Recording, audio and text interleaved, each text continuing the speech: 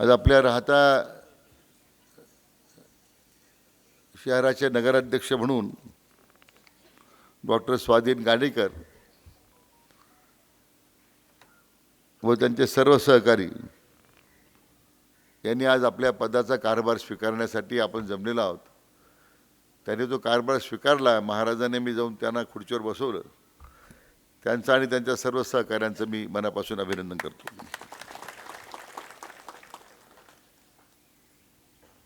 आजचा दिवस हा स्त्रीमुक्ती दिनाचा दिवस आहे आणि त्यामुळे अशा ऐतिहासिक दिवशी पदग्रहण सन्मान ज्या ठिकाणी समारंभ होतोय याला मला व्यक्तिशः आनंद होतोय। कारण आज दोन्ही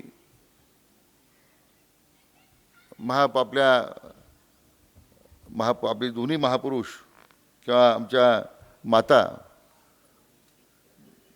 राष्ट्रमाता मान्य जिजाऊ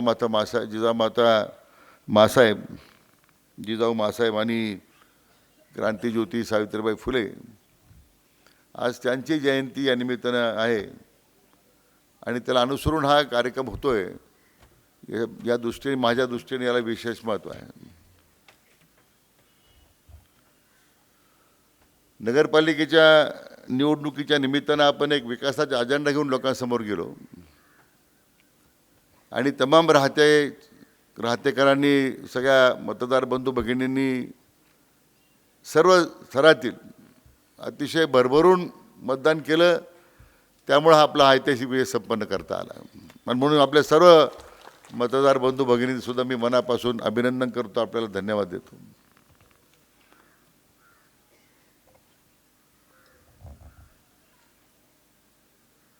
काही वर्षामध्ये या शहराच्या विकासाची गती मंदावली होती।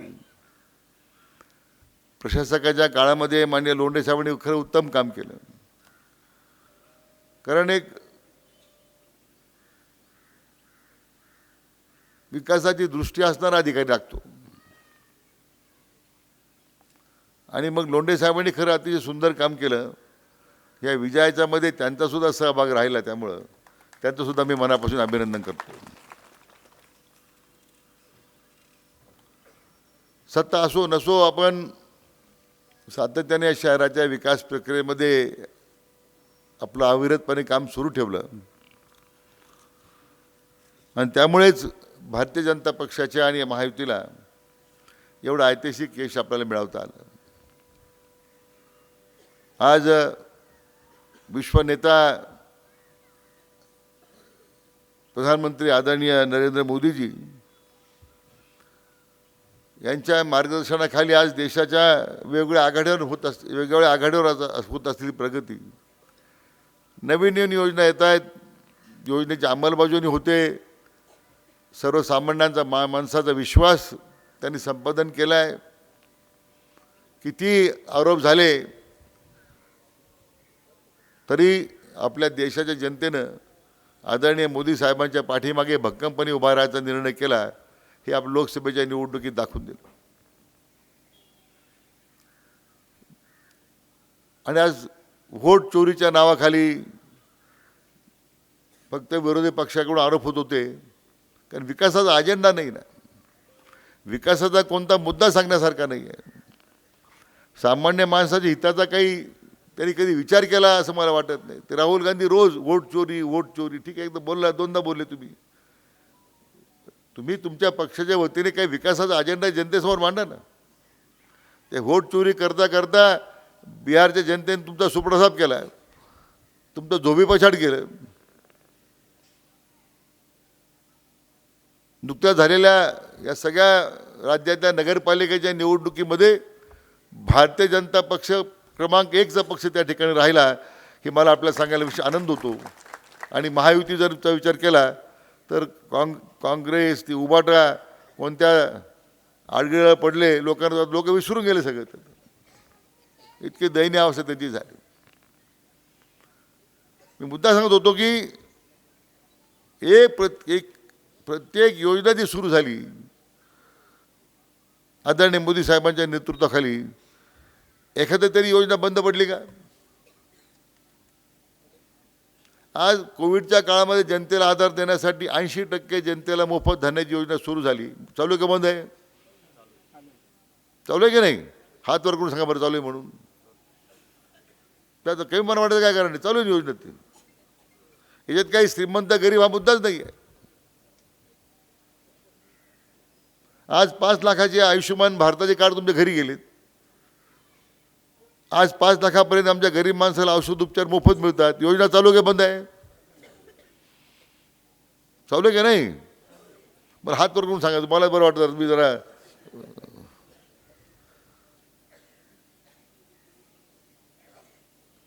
ज्या ज्या योजना वेगळ्या समाज घटकांसाठी सुरू झालेल्या होत्या त्या सगळ्या योजना सुरू आहे. एक योजना बंद नाही आहे. आणि त्यांच्या नेतृत्वाखाली आम्ही या राज्यामध्ये काम करतो. आपल्या राज्याचे लोकप्रिय मुख्यमंत्री माननीय देवेंद्रजी फडणवीस ज्या गतीने या महाराष्ट्राचा पूर्ण कायापालट करण्याचा प्रयत्न करत आहेत. पायाभूत सुविधांच्या बाबतीमध्ये आज राज्य देशामध्ये नंबर 1चं झालं आहे. गुंतवणुकीमध्ये आपला राज्य देशामध्ये 1 नंबरचं होतं आहे. जी $5 ट्रिलियन इकॉनॉमीचं स्वप्न आदरणीय मोदी साहेबांनी पाहिलेलं आहे, त्यातलं $1 ट्रिलियन इकॉनॉमी एकट्या महाराष्ट्राच्या मी करून दाखवतो. हे आव्हान आदरणीय माननीय आपले लाडके मुख्यमंत्री या ठिकाणी ते स्वीकारलेलं आहे. आज उद्योगाची गुंतवणूक किती प्रमाणात देशामध्ये येते, राज्यात किती प्रमाणात येते. आपण ही शिर्डी MIDC जर काढली नसती, इथे येणारी जी 2,000 कोटीची गुंतवणूक जी आता आलेली आहे ती कुठे गेली असती. आज तो कारखाना एक पुढच्या फेब्रुवारी-मार्चमध्ये ह्या 26मध्ये सुरू होतोय. 2,000 मुलं लागणार आहेत. गुंतवणूक 2,000 कोटीची आहे. आणखीन त्या ठिकाणी बरेच काही नवीन उद्योग सुरू झालेले आहेत. 100% स्थानिक मुलांचीच भरती त्या ठिकाणी होणार आहे. स्थानिक लोकांनाच नोकरी मिळेल अशी आपण त्या ठिकाणी व्यवस्था केलेली आहे.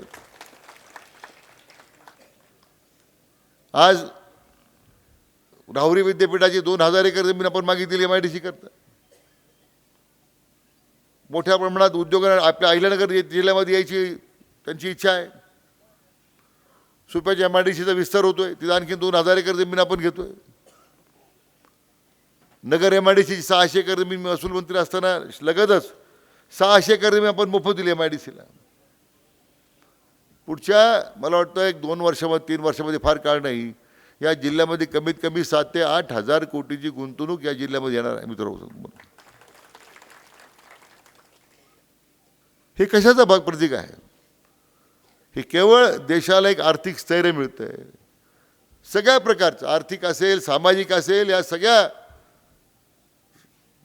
आघाडीवर जे आपण देश काम त्या ठिकाणी आदरणीय मोदी साहेबांच्या नेतृत्वाखाली आपण काम करतोय. आणि आपलं राज्य आपले लोकप्रिय मुख्यमंत्री माननीय देवेंद्रजींच्या नेतृत्वाखाली काम करतोय. त्याचा परिणाम आहे. लोकांना विश्वास आहे की या राज्यामध्ये गुंतवणूक केल्यानंतर आपल्याला अडचण येणार नाही.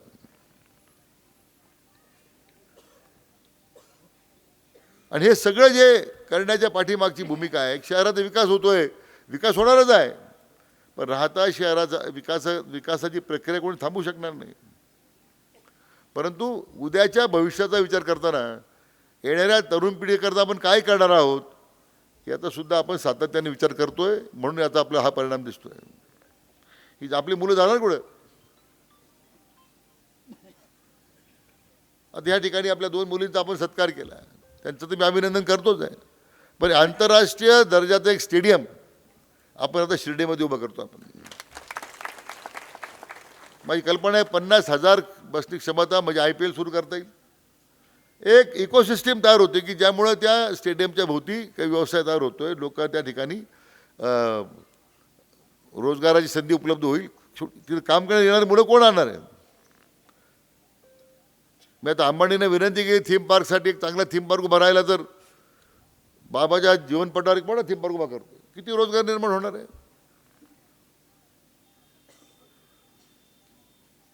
तिथे आपल्याला शेती महामंडळाच्या जमिनी होत्या म्हणून देता आल्या आपल्याला. आपल्या गावात सुद्धा या स्मशानभूमीला, दफनभूमीला किती वर्षाची मागणी होती आपली. आज 25-25 कोटीची जमीन महाराज या दफनभूमीला आपण कब्रस्तांना मोफत दिली. आपण मोफत. हा विचार नाही केला की कोणत्या समाजाला देतो आपण.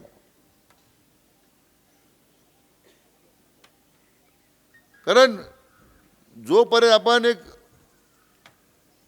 विकासाच्या मध्ये एक सातत्य ठेवत नाही, होलिस्टिक अप्रोच ज्याला म्हणतो आपण, तो आपण ठेवत नाही.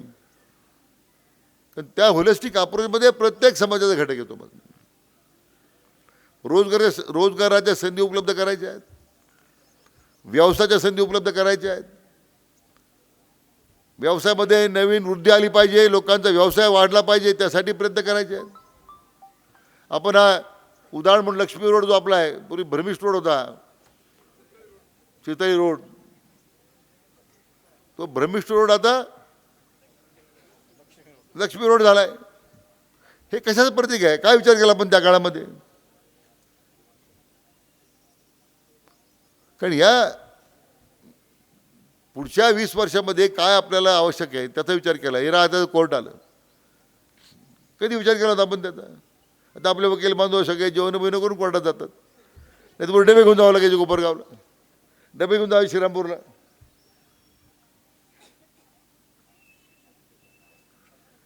घरचे लोक म्हणत असतील बरं कोपरगाव जात होतं, पण इथं त्या नाही. भाऊसाहेब मी आपला विरोध सोडून देऊ, आता नगर जावं लागायचं, ॲडिशनल कलेक्टर ऑफिस आपण सिटीत आणलंय, इथं सगळ्या सुविधा आल्या. आता सिनियर डिव्हिजन आलं राहा, त्याला कोणतीही सोयी उपलब्ध, कोणत्या सोयी उपलब्ध नाही असं मला सांगा तालुक्यात नाही आहे. नाही ते सगळं येईल. मुद्दा मी सांगत होतो की आपल्याला नेहमी पुढच्या 10 वर्षाचं 15 वर्षाचं लक्ष देत आपण लक्षवेध करत आपण त्या ठिकाणी विचार करतो विकासाचा. आज लगेच तहान लागली आता विहीर खोदा, आज होत नाही. निळवंडाचं पाणी आलं, विखे पाटील पाणी येऊ देत नाही. आपण कुठे राह झालाय, किती वर्ष भाषण आपण ऐकले राह त्या चौकामध्ये, विखे पाटील पाणी येऊ देत नाही. अरे पाणी वरून खालून वर जाणार आहे का वरून खाली येणार आहे? मला आश्चर्य वाटतं नेहमी या भाषणांचं, विखे पाटील पाणी येऊ देत नाही, त्यांचा विरोध आहे. अरे इथं आपण मान घातला काय वर पाणी जाईना? आपण शेवटी मला देवेंद्रजीचं खरं अभिनंदन केलं पाहिजे आणि स्वर्गीय मधुकर पिचोड साहेबांचा की त्यांनी हा निर्णय केला आपल्याला. नाही तर 20-25 वर्ष ते 22 किलोमीटर कालव्याचं काम होत नव्हतं अगोदरचं धरणाच्या मुखापासून, आणि मग ते आपण 2 कालवे काढले, पाणी आलं. गोदावरी निळवंडाचं पाणी आता गोदावरीत आलंय, आलं का नाही? आता लोक निळवंडाचे, केलवडचे, खडक्या वाक्याचे सगळे मला सांगायला लागले, साहेब कावला बंद करा, जमिनी उपाडल्या. आता पण काय म्हणायचे, फुपटा जाईना म्हणे आमचा साहेब, पण कधी पाणी यायचं? तुम्ही आमच्या अधिकाऱ्यांनी सांगितलं कावला बंद करू नका, जोपर्यंत लोकांची मागणी येत नाही तोपर्यंत पाणी चालू ठेवा. जेव्हा यांच्या जमिनी उपडायला लागल्या तेव्हा बंद केला. पण केवढं परिवर्तन आहे सांगा ना तुम्ही. म्हणजे आदरणीय खासदार साहेबांना या निळवंडाच्या प्रश्नावर ज्याने ज्याने बदनाम केलं, मला साईबाबांचे आभार मानायचे आहेत, वीरभद्र अभिमान मानायचे, आमच्या भोसवा महाराजचे अभिमान मानायचे आहेत, आभार मानायचे आहेत, आणि आदरणीय मोदी साहेबांचे आभार मानायचे आहेत, माननीय देवेंद्रचे आभार मानायचे आहे की शेवटी त्यांची बदनामी करता करता शेवटी पाणी सोडण्याचं भाग्य मला मिळालं, याचा मला विशेष आनंद आहे. मला जलसंपदा मंत्री झालो, आदरणीय मोदी साहेबांना आपण बोलवलं, आम्ही धरणाच्या भिंतीवर गेलो, आम्ही चालता चालता भिंतीवर माझ्याकडे पाहून म्हणून म्हटले 35 साल क्यों लगा डॅम को, 35 साल लगता है की धरण, असं म्हटले.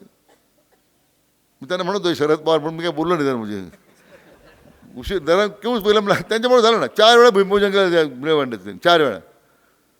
म्हणजे 1978 साली पहिलं भूमिपूजन कानडगावला गेलं आणि 4थं भूमिपूजन निळवंड्याचं गेलं. 4 वेळा काय धरणाचे भूमिपूजन, फक्त धरणाचा वाद पेटत ठेवायचा. कारण का खासदार बाळासाहेब विखे पाटलांना बदनाम करायचं. लोकांच्या मनोमन भिडलं होतं हे. कारण अकोल्यापासून तर श्रीरामपूरपर्यंत एकच पक्षाचे लोक होते. आपला नेता जे बोलेल त्याच्या मागं घोटीत राहायचं. आज आपल्या कुकडीचं पाणी खालपर्यंत येत नव्हतं, 400 कोटी रुपये दिले, कुकडी कालव्याचं काम सुरू झालंय. वर्षभरामध्ये कुकडीच्या श्रीगोंदा, पारणे, कर्जत, जामखेडच्या लोकांना कधी पाणी मिळालं नाही. ते पाणी द्यायची आता व्यवस्था करा. पण दक्षिण भागामध्ये सुद्धा तुमच्या गोदावरीचं कालव्याचं काम सुरू आहे. किती वर्ष आपण भाषण ऐकले? आज कालव्याचं काम उत्तम चाललं का नाही? हां, पाणी आपल्याला देणार का नाही खाली? मग गणेश कारखाना आपल्या ताब्यात काही हवी नाही विचार केला मी. शेतकरी आपला आहे, शेतकरी जगला पाहिजे ही भूमिका ठेवून आपण आज 400-500 कोटी रुपये ज्या गोदावरी कालव्याला दिले आपण. हां, ते सगळं होईल ना, तुम्ही चिंता करू नका. आगे आगे देखो होता है क्या, बाकी मित्र काय होतील, कालव्याला पाणी येईल, आपण फक्त शुद्धीवर राहा, याची काही बाकी काय अडचण नाही. काय होईल? मग मी सांगतो की हे सगळं जे परिवर्तन होत आहे, सगळे जे काम होत आहे, हे एकामध्ये आपल्याला काळानुरूप आपण काही निर्णय केले म्हणून आपण पुढे चाललो आहे. मला आनंद आहे की मी काय फार मोठं भाषण करणार नाही, पण आज मला आल्याला मला लोक म्हणले ते फेटा बांधा, मला बांधणार नाही. आपला एक उमेदवार पडला म्हणलं, आणि तो पडल्यामुळं मला जे दुःख झालं पडलं. मग आणि कशामुळे पडलं मी सांगायची गरज नाही. आता आपल्या एकामेकाच्या जिरवण्यामध्ये आपण तो उमेदवार पाडलेला आहे. विरोधकांना मी दोष देत नाही. अजूनही आपल्या लोकांच्या मनातली का हे जलमड जात नाही, का आपण हा विचार करत नाही? पक्ष मोठा आहे, व्यक्तीला काही महत्त्व नाही. उद्या राधाकृष्ण विखेला काय महत्त्व व्यक्ती म्हणून? त्या भारतीय जनता पक्षाने मला मोठं केलं, माझ्या दुसरे पक्ष मोठा आहे हे मी मानणारा कार्यकर्ता आहे. यांनी पाडलं तो त्यांनी पाडलं, पण उमेदवार अंतिमता पडला का नाही? काय भूषण मला फेटा बांधण्यामध्ये? आपल्या तिथं मतच नाही दुसऱ्या लोकांचे. काय समोर लोकांचे मतं होते, आपले मतं पडले नाही. दोष कोणाला देता? काय फेटा बांधायचा आपण कौतुकाचा? म्हणून मी बांधला नाही. जरी नगराध्यक्ष निवडून आले असतील, नगरसेवक निवडून आले असतील, पण शेवटी एक कुटुंबाचं नेतृत्व आपण ज्यावेळी करतो, कुटुंबातल्या एखाद्या माणसाला पराभूत व्हावं लागतं, त्याचं दुःख माझ्या शिरले माझ्या मनामध्ये. हे का घडलंय? 21-0 करता आला असं आपल्याला. आम्हाला त्याची जाणीव नाही आहे. आम्हाला आमच्या प्रतिष्ठा महत्त्वाच्या आहे, आमच्या भावनांका महत्त्वाचे आहे, आमच्या बांधाचे भांडणं महत्त्वाचे आहेत.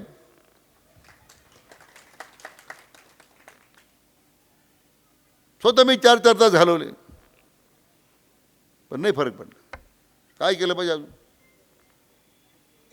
म्हणून मला आपला राहत्याचा विजय जो ऐतिहासिक यासाठी म्हटलं मी की अन्य ठिकाणी आपण सगळे मनातले जलमट काढून टाकले आणि महायुती मागे भक्कम उभं राहिला. हे माझं या आपल्यासाठी मला खरं या विजयाचं महत्त्व आहे. का आपल्याला मतभेद नव्हते का? मी कशी विजय शेठ गोऱ्यासाठी उल्लेख केला ना. म्हणजे दिव्यापासून त्यांनी, जनसंघापासून त्यांनी आपलं काम त्यांनी पक्षनिष्ठा सोडल्या नाही. माझं जमलं काही पटलं नाही, गोड बोलायचे माझ्याशी, पण मतदान नाही केलं. पण एक भूमिका घेतली आणि त्यांनी, आणि भूमिका घेतली आणि त्यांनी भूमिका राबवून दाखवली, हे परिवर्तन करून दाखवलं. असे कर्मठ कार्यकर्ते जे आहेत मित्र अजूनही आपल्या पक्षामध्ये आहेत. आज मला आनंद आहे की आज डॉक्टर स्वाधीन गाडेकर, एक तरुण पोरगा डॉक्टर, नगराध्यक्ष झाला आहे. सगळ्या आमच्या नगरसेवक नगरसेविका आमच्या भगिनी त्यासुद्धा आता तुम्ही आता पण मोठी संधी आहे काम करणे. आता एखादी सध्या आपल्याकडे, पूर्वी सगळे पाय आडकाडकी होती सगळे. नगराध्यक्ष एका जण बाकी दुसरी, अशी परिस्थिती होती. या राहत्याचं जे विद्रुप स्वरूप आलेलं आहे, या मधल्या काही मधल्या लोकांमध्ये गोंधळामुळं शहराचं स्वरूप थोडं विद्रूप झालं होतं. लोढे साहेबांनी बदललं. आता डॉक्टर गाडेकर आपल्यावर जबाबदारी आहे, नगरसेवकांच्यावर जबाबदारी आहे. आपसात भांडू नका एवढीच माझी विनंती तुम्हाला आहे. एवढं मोठं जनतेने तुम्हाला यश दिलं ना, ते आपसात भांडण्याकरता नाही आहे. आपले आपसातले किती मतं असतील व्यक्तिगत, त्या व्यक्तिगत मताला या नगरपालिकेत आतमध्ये येताना ते बाहेर ठेवायचे असतात. इथं राहत्या शहराच्या विकासाची चर्चा व्हायला पाहिजे तुमच्या सभागृहामध्ये, अशी माझी तुम्हाला सगळ्यांनी विनंती करायची आहे. फार महत्त्वाचं आहे. आमचे डॉक्टर गाडेकर असतील, त्यांना माझी विनंती, आता मुला नगरात शिकेलं आहे, आता आपण दवाखाना सांभाळ, इकडे यायचं नाही तुम्ही.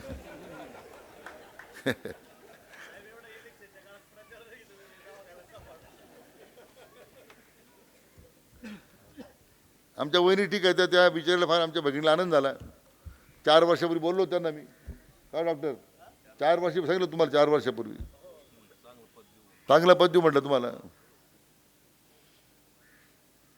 आमच्या सगळ्या ज्या महिला भगिनी निवडून आल्या त्यांच्या पतींना माझी विनंती आहे, तुम्हाला प्रवेश नाही आहे, त्यांना काम करू द्या. आता आपण मिटिंगला हजर. लोंढे साहेब, तुम्हाला माझी विनंती आहे, नगराध्यक्ष, नगरसेविकेच्या ऐवजी पतीला सभागृहात बसू द्यायचं नाही, अजिबात नाही. कोणाला काही वाटू द्या. नाही तर हे 50% आरक्षण देऊन महिला सक्षमीकरणासाठी आम्ही गप्पा मारतो का? नवीन आहे, सुद्धा शिकतील, काही चुकतील, थोडा वेळ तुम्ही आहात, काही मंडळीचा अनुभव आहे, सुधारतील. मी खरं पण अजिबात त्यांच्या पत्नीने विचारसुद्धा करायचा नाही. त्यांनी येऊन पत्नीला सोडा मोटरसायकलीवर, पाहिजे त्यांना खाली बसायची, चहा पाणी व्यवस्था करा खाली नाश्त्याची, किंवा ते बघा फिरून येतील, कुठेतरी आता मीटिंग संपेपर्यंत जाऊन येतील. हे आमच्या लाडक्या बहिणी हा निर्णय मान्य केले तुम्हाला?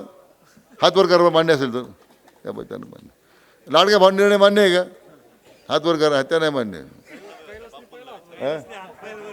हा कैलासचा निर्णय, कैलास बापू निर्णय मान्य केला म्हणजे अडचण नाही आता. काही मजा नाही ना. ज्यांना लोक निवडून दिलं त्यांना काम शिकतील ना, आमच्या मुली शिकतील, काय थोडं चुकतील अगोदर, काय अडचण नाही. म्हणून आज मी सुरुवातीला उल्लेख केला की जिजाबा राजमाता जिजाऊ साहेबांचा आज पुण्य या ठिकाणी जयंती आहे, क्रांतीज्योती सावित्रीबाई फुलेची जयंती आहे, आज स्त्री मुक्तीदिनाचा या ठिकाणी आज दिवस आहे. अशावेळी मग नुसते आम्ही उत्सव साजरे करायचे आणि त्यांना फुलं व्हायचे. पण त्यांचा आदर शिकून जे आता आमच्या भगिनी काम करणार नगरपालिकेमध्ये, त्यांच्यामध्ये त्यांच्या पतीचा हस्तक्षेप नको. पाहिजे घरी त्यांना सांगून टाकतो, असं बोल, तसं बोल, तसं काय बोल, घरी सांगायचं इथं रे.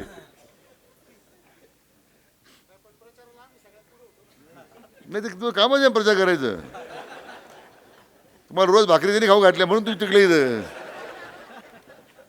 मी किती प्रचार केला, कुठे आपण थोडक्यामध्ये ग्रामीण भाषेत कुठे बोंबलत फिरलो, तर शेवटी घरी आलं भाकरी कोण घालतं आपल्याला? हां, आपण काही बोललो तर ती बिचारी ताट वाढणार, 2 भाज्या करणार, काय करणार. आता एखाद्या संध्याकाळी गेला कोणी दुसरीकडे माहीत नाही, पण बाकी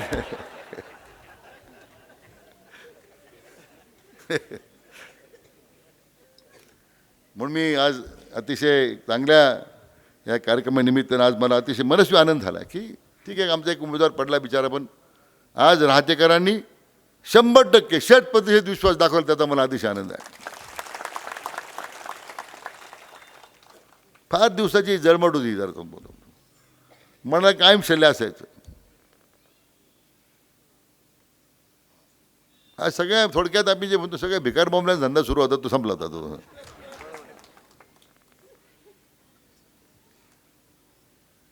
आणि मी तुम्हाला महाराज आज आदरणीय हरिभक्त परायण उद्धव महाराज मंडिक साहेबांचा सत्कार झालेला आहे.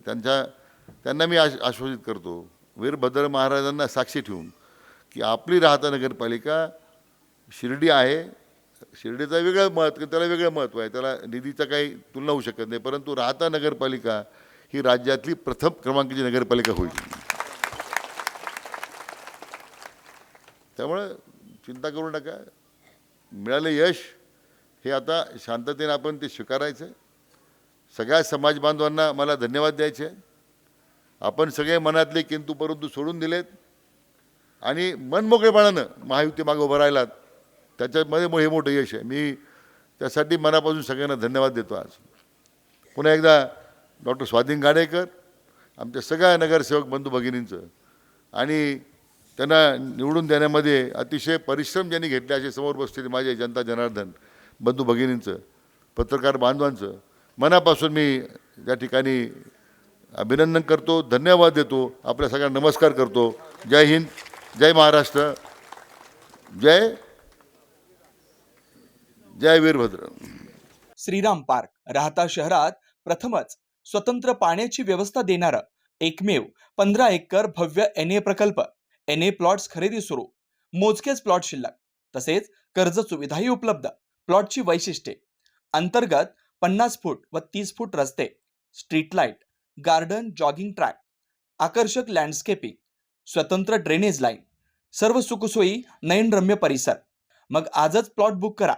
9623 89 91 91, 9623 65 91 91. साईट पत्ता: नगर Manmad road, hotel red chilli समोर, राहता, जिल्हा अहिल्यानगर.